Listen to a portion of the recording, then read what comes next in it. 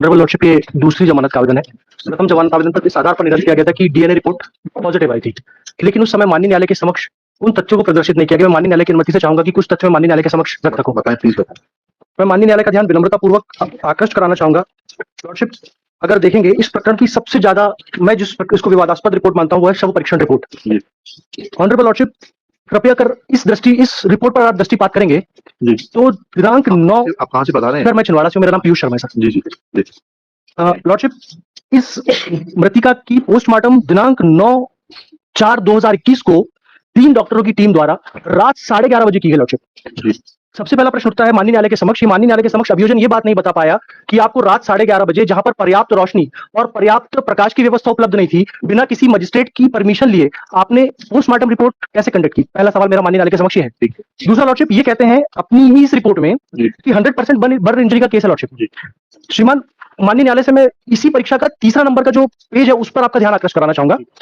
ये लिखते हैं कॉलम नंबर 11 में बाहरी और भीतरी जननेंद्रिय, उसमें ये अलग स्याही से लिखते हैं एनएडी, जिसका अगर माननीय न्यायालय के समक्ष मैं अर्थ स्पष्ट करता हूं तो वो लिखते हैं कि नॉट एनी एबनॉर्मलिटी डिटेक्ट, लेकिन अगले ही नीचे ही कोई अन्य व्यक्ति लिखता है कि vaginal slide prepared and sealed handed over to police lady Sangeeta. Lordship, रात 11:30 बजे पोस्टमार्टम हो रहा है, लेकिन फिर मैं माननीय न्यायालय का ध्यान विनम्रतापूर्वक आकर्षित कराना चाहूंगा सर, संगीता युवनाथी की जब्ती पर अगर आप दृष्टिपात करते हैं लॉर्डशिप तो ये देखेंगे कि ये पोस्टमार्टम के पहले दोपहर 3:50 पर हो गई थी, जबकि पोस्टमार्टम रात 11:30 बजे हो रहा है। तो पुलिस के पास किसी भी महिला के वेजाइनल स्लाइड बनाने की क्या क्षमता थी?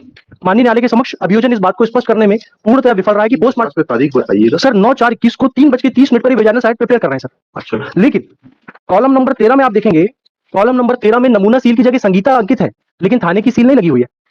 माननीय न्यायालय से मैं विनम्रतापूर्वक आग्रह करना चाहूंगा, मेरा निवेदन है सर, ये चूंकि मेरा पहला अवसर है इसलिए अगर कोई दृष्टिता हो तो क्षमा करें। आप बिल्कुल आराम से बैठ सकते हैं, डोंट वरी। लॉर्डशिप, मैं पहली चीज ये जो मैंने तैयारी की थोड़ी सी, डॉक्टर पारिक और मोदी हैं, इनके मुताबिक जब इन्होंने अपनी किताब लिखी थी जिस पर ये डॉक्टर्स पढ़ाई करते हैं, इनमें इन्होंने लिखा था कि शुक्र के धब्बों की परीक्षा। लॉर्डशिप, ये बताते हैं कि स्पर्मोटोजोआ जिसको शुक्राणु कहते हैं, इसकी उपस्थिति जानना कोई सरल कार्य नहीं है। इसके विरोधी तत्व जैसे कपड़ों का प्रकार, पुरानापन और प्रयोगशाला में पहुंचने तक वे धब्बे किन परिस्थितियों से गुजरे हैं, इस चीज को माननीय न्यायालय के समक्ष बताना बहुत आवश्यक होगा। लॉर्डशिप, पहली चीज ये उठती है कि आप 9/4/21 को मृतिका की पोस्टमार्टम रिपोर्ट कंडक्ट करने से पहले बिना सील बंद लिफाफा तैयार करे वेजाइनल स्लाइड प्रिपेयर करते हैं। इस चीज का मेरी बात से रिलेवेंस इस बात पर है, माननीय न्यायालय से मेरा विनम्रतापूर्वक आग्रह है सर, कि जो महिला 100% जल चुकी हो, आप उसके योनि मार्ग से शुक्राणु कैसे प्राप्त कर पाएंगे, जबकि जो स्पर्म होते हैं वो मतलब दाह के प्रति बहुत ज्यादा सेंसिटिव होते हैं, और जब कोई महिला 100% ही जल चुकी हो तो ऐसी दशा में प्रथम दृष्टया ये भ्रम और प्रथम दृष्टया संदेह उत्पन्न होता है कि जलने के बाद किसी भी महिला की वेजाइनल स्लाइड प्रिपेयर नहीं की जा सकती। ऑनरेबल लॉर्डशिप से मेरा दूसरा बहुत बड़ा निवेदन है सर, अभी मैं एक लेटेस्ट एक जजमेंट था जिसमें शरद बिरथीचंद का हवाला हुआ था, और एक हवाला आया था सर 1984 का 4 सुप्रीम कोर्ट ऑनरेबल माननीय उच्चतम न्यायालय का, पेज नंबर 116 है। इसमें माननीय उच्चतम न्यायालय ने कहा है कि किसी माननीय न्यायालय के समक्ष आप कोई भी प्रकरण पेश करते हैं जिसमें आप परिस्थिति जन्य साक्ष्यों की बात करते हैं, तो माननीय न्यायालय के समक्ष अभियोजन को यह स्पष्ट तौर पर बताना पड़ेगा कि केवल आप कह देने मात्र से कि कोई व्यक्ति अभियुक्त है, कह देने मात्र से कि कोई रिपोर्ट अभियुक्त के खिलाफ है, आप उसको अभियुक्त साबित नहीं कर सकते जब तक कि आपके पास चेन बाय चेन, कड़ी बाय कड़ी और साक्ष्य बाय साक्ष्य माननीय न्यायालय के समक्ष संदेह से परे कोई चीज प्रमाणित नहीं होती है। लॉर्डशिप, ठीक इसी तरह की प्रकृति का मामला था Hemant versus state of Madhya Pradesh, और माननीय उच्चतम न्यायालय ने अभी राहुल वाला केस था। जी सर, ये ये वाली कॉपी सर दीजिए। मैं माननीय न्यायालय से निवेदन करना चाहूंगा कि इस प्रकरण में माननीय उच्चतम न्यायालय ने ये कहा है, और मैं माननीय न्यायालय का इस जजमेंट की ओर ध्यान आकर्षित कराना चाहूंगा सर, पूरे हिंदुस्तान के अंदर इस जजमेंट की बड़ी जोरों से चर्चा है, जिस मामले में माननीय उच्चतम न्यायालय ने बताइए प्लीज सर, इसमें माननीय उच्चतम न्यायालय ने डीएनए प्रोफाइलिंग को पेज नंबर 138 से डिस्कस करना शुरू किया था, और उसमें हाँ सर, मतलब वो शायद कंडी का क्रमांक 138 से सर, उसमें उन्होंने डीएनए प्रोफाइलिंग पद्धति के बारे में बताया सर।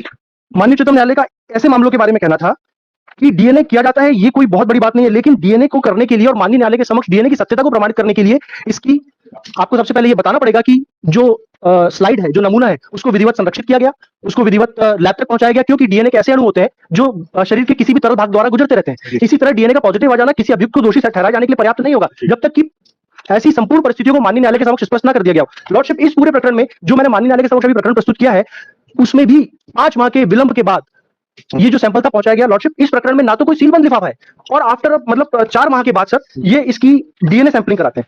ये इसकी रिपोर्ट आती है सर 20/9/2021 को। लॉर्डशिप, 20/9/2021 की आप रिपोर्ट देखेंगे, और 9/4 को महिला का पोस्टमार्टम रात 11:30 बजे हो रहा है साहब। 3 महीने तक ये कहाँ इस स्लाइड को रखे रहे बिना सीलबंद नमूने को? जी थाने में रखा रहा। जी थाने में जब आप रखे रहते हो तो नमूने से छेड़छाड़ करने की आशंका से इनकार नहीं किया जा सकता। और लॉर्डशिप, इस प्रकरण की सबसे बड़ी चीज ये आती है कि जब ये वैजाइनल स्लाइड और स्वैब बताते हैं, जबकि मैंने माननीय न्यायालय को पूर्व में निवेदन कर बताया था कि इन्होंने केवल सर स्लाइड प्रिपेयर की थी, स्वैब नहीं बनाया था सर। तो सर ये स्वैब इनको कहां से प्राप्त हो गया अतिरिक्त? इसका मतलब ये है कि अभियुक्त को झूठा बचाने के आशय से इन्होंने ये पूरी कथा रची है। लॉर्डशिप, इसके बाद जब ये जांच होती है फिर ये स्लाइड वापस आता है। लॉर्डशिप, ये इसका ब्लड निकालते हैं। ब्लड इन्होंने निकाला, किस अवस्था में निकाला, कितनी मात्रा में निकाला, किस तो उसका तो मेमो होता है, बनता है सर। लेकिन मेरा माननीय न्यायालय से निवेदन है कि सर आपने तो ब्लड निकाल लिया, लेकिन इसके पहले तक हमको फंसाने की संपूर्ण कार्यवाही अभियोजन के द्वारा सुनिश्चित कर ली गई। आईओ एग्जामिन हो गया आपसे? सर, आईओ से पूछा ये सब चीजें? सर अभी तो मैं माननीय न्यायालय के समक्ष डिले के लिए आया था कि हमारा ट्रायल नहीं हो बेल देने आए, बिल्कुल ठीक है, जी। लेकिन ये सारे सवाल तो आप आईओ से पूछेंगे ना। मैं माननीय न्यायालय के समक्ष सैंपल प्रॉपर्ली सील नहीं किया गया, जी। डॉक्टर आएगा, डॉक्टर से पूछेंगे, ठीक है ना। और और आप उससे पूछेंगे, डॉक्टर से पूछेंगे 100% बर्न केस में जो है ये स्लाइड बनाई जा सकती है कि नहीं बनाई जा सकती, what will be the impact of the burn injuries on the efficacy of the sperms or the DNA material which has been recovered from the vagina of the victim। तो ये सब बातें तो आप वहां पूछेंगे। मैं माननीय न्यायालय से एक विनम्रतापूर्वक और एक निवेदन करूंगा। आप घटना बताते हैं साहब, अभियोजन घटना बता रहा है, जिस दिनांक की घटना बता रहा है ये बता रहा है। सर मैं माननीय न्यायालय से निवेदन करना चाहूंगा, माननीय न्यायालय ने अपने सुस्थापित सिद्धांतों पर बताया है कि जब आप कहते हैं तो संदेह से परे प्रकरण को माननीय न्यायालय के समक्ष प्रस्तुत कीजिए। लेकिन सर ये प्रथम दृष्टया की बात कर रहा हूं सर। आप बता रहे हैं कि जो अप्रैल 2021 जिस समय पूरा लॉकडाउन लगा हुआ था, उस दिन आप लॉकडाउन के समय में घर में लड़की को अकेला छोड़कर कहीं जाते हैं। लॉर्डशिप, जब लॉर्डशिप वहां पे सब जगह लॉकडाउन लगा हुआ है, ऐसी दशा में कोई किसी व्यक्ति को अकेला नहीं छोड़ेगा। लेकिन तीसरी बात, मेरा माननीय न्यायालय से सिर्फ एक बात कहनी है कि जब आपके पोस्टमार्टम रिपोर्ट आ गई, आपने फैब्रिकेटेड स्टोरी बनाते हुए अभियुक्त को ब्लड सैंपल कराया, जिसमें भी काफी विलंब हुआ। ऐसी दशा में अभियुक्त माननीय न्यायालय से रहम की पात्रता रखता है, क्योंकि इसका सर कोई आपराधिक रिकॉर्ड नहीं है। माननीय न्यायालय से मेरा इस बात के लिए भी विनम्र आग्रह है कि सर आज एक जो लड़का बहुत मेहनतकश मजदूरी के साथ अपना जीवन यापन करता है, उसको जिन आधारों पर माननीय न्यायालय के समक्ष उसका प्रकरण प्रस्तुत किया गया है, वो रहम के आधार पर और इस सद्भाविक आधार पर कि उसको लगभग 1 वर्ष हो गया है, ऐसी दशा में भी हम शायद माननीय न्यायालय से रहम की पात्रता रखेंगे। सर जो जितना आर्गूमेंट ले रहे हैं सर, उससे तो सब डॉक्टर और आईओ भी बता पाएगा। बाकी मेरिट पे तो सर जो दो विटनेस है, प्राची और असिता, इनकी जो सहेली है, इसने पूरा बताया। क्या बताया, पढ़िए।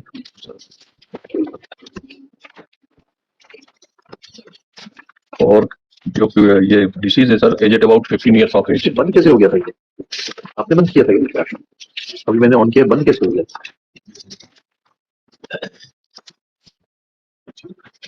मैं माननीय न्यायालय से एक बात और कहना चाहूंगा। माननीय न्यायालय सर ये कहते हैं कि किसी भी जमानत को देखते हुए ग्रेविटी ऑफ ऑफेंस, साक्ष्य को टेम्पर्ड करने की स्थिति, और जैसा भी प्रोसिक्यूशन ने कहा है सर, डॉक्टर और पुलिस तो हमारी जज में नहीं है, और जिनका नाम आप ले रहे हैं सर, उनकी भी साक्ष्य कराए गए हैं घटना के 6 माह बाद। जी, साक्ष्य को पढ़ रहे हैं।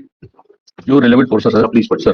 कि राजा गुप्ता जनवरी 2020 में डांस का प्रोग्राम के पहले मुझे शिवानी आहाके एवं शिवानी की मां शिवानी की बुआ परिवार के लोगों को लेकर देवरानी दाई मेला में ऑटो से लेकर गया था। तभी से शिवानी एवं राजा गुप्ता का परिचय हो गया।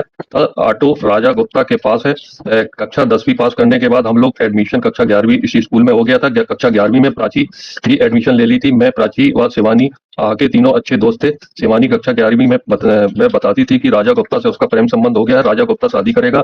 दिनांक 7/4/2021 को हम तीनों लोग रोजाना की तरह ज्ञानोदय स्कूल में कोचिंग में गए थे। तो शिवानी दुखी थी। मैंने पूछा कि क्यों दुखी हो, तो उसने बताया कि राजा गुप्ता ने मुझसे प्रेम संबंध है और उसने साथ में गलत काम भी किया है, लेकिन अब शादी से मना कर रहा है। दिनांक 8/4/2021 को फिर शिवानी 10 बजे रोजाना की तरह कोचिंग में आई थी और वह काफी दुखी थी। अब मैंने उससे पूछा कि क्यों दुखी है, तो शिवानी बोली कि वह बर्बाद हो गई है और राजा गुप्ता शादी करने से मना कर रहा है। फिर करीब 12 बजे कोचिंग समाप्त होने पर शिवानी अपने घर चली गई। फिर शाम को 6 बजे कोचिंग वाले शरीफ सर ने मुझे फोन करके बताया कि शिवानी जलकर मर गई है।